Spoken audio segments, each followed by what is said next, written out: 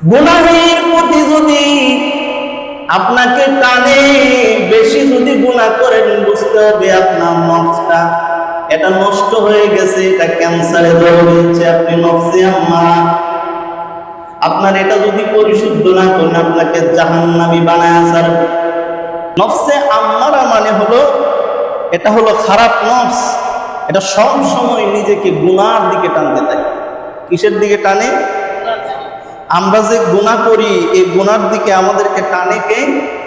নফসে আম্মারা। বলেন কে টানে? নফসে আম্মারা আমাদেরকে গুনার দিকে টানে, যে গুনাহ কর।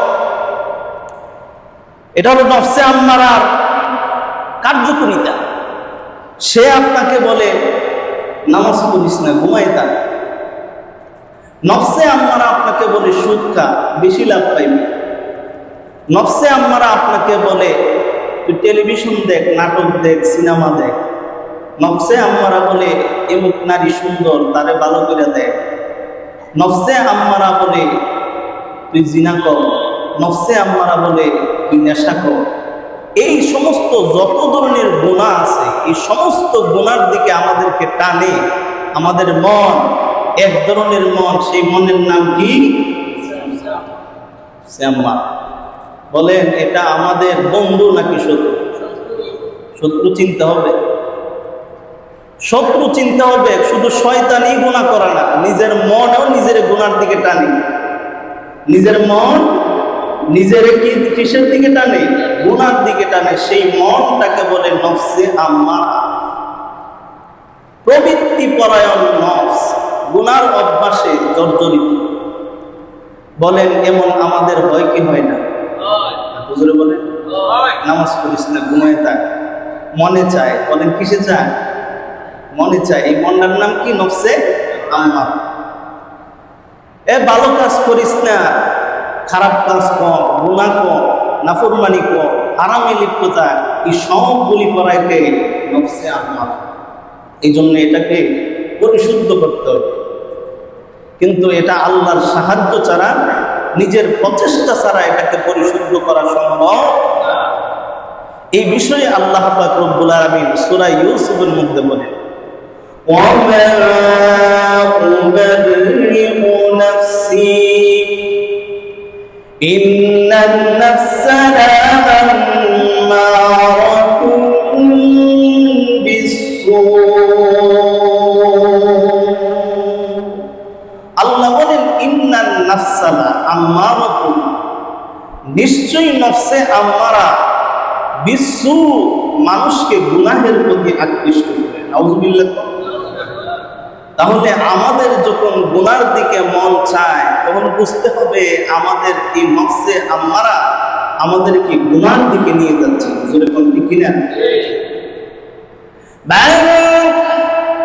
এই জন্য আসুন লক্ষ্য করে দেখুন, এই দুনিয়ার মানুষ নফসে আম্মারা।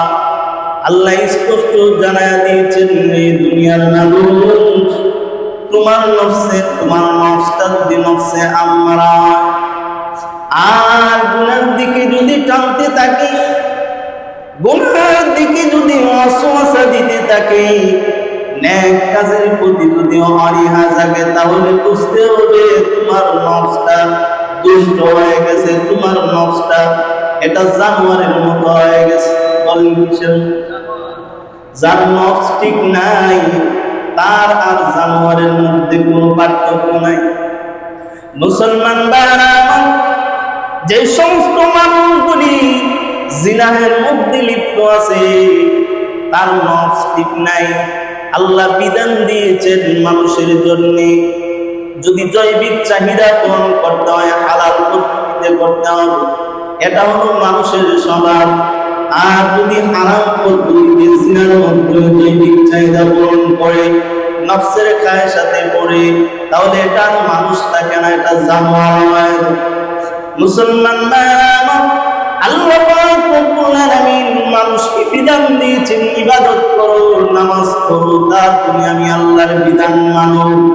যদি মানুষ যদি বিধান মানে, তাহলে এটা মানুষ থাকে। আর যদি নফসের হুকুমে পড়ে, যদি আল্লাহর বিধান না মানে, এই মানুষ আর জানোয়ারের মধ্যে কোনো পার্থক্য ধৈর্য থাকে না। একটা গরুর উপরে নামাজ ফরজ না, সে নামাজ পড়ে না, তার উপরে তো ফরজই না। একটা মানুষের উপরে নামাজ ফরজ, তারপরে যদি না পড়ে ক্ষেত্র বিশেষে মানুষটা গরুর চাইতে আরো বেশি নিকৃষ্ট হয়ে যায়। জোরে কোন ঠিক কিনা? কথা কি বাস্তব না কেউ বাস্তব? কাউরে উদ্দেশ্য করি বলি না, সবাইরে উদ্দেশ্য করে বলি। আমি আমার নিজেকে উদ্দেশ্য করে বলি, গুনাহ করতে সকলেরই মন চায়, এটা নফসে টানে। বলে কি সেটা নেই? আর দুজনে বলে নামাজ পড়তে যদি মনে না চায় তাহলে বুঝতে হবে আপনার নফসে আম্মা। আপনি যদি টেলিভিশন দেখতে, নাটক দেখতে, অশ্লীল মুভি দেখতে যদি মনে চায় তাহলে বুঝতে হবে কি? বলে নফসে আম্মারা। নিজের রোগ নিজেই ধরেন, তারপরে আপনি চিকিৎসা করবেন। গুনাহের প্রতি যদি আপনাকে টানে, বেশি যদি গুনাহ করেন বুঝতে হবে আপনার নফসটা এটা নষ্ট হয়ে গেছে, এটা ক্যান্সারে ধরে রয়েছে। আপনি নফসে আম্মারা, আপনার এটা যদি পরিশুদ্ধ না করেন আপনাকে জাহান্নামী বানায় ছাড়বে।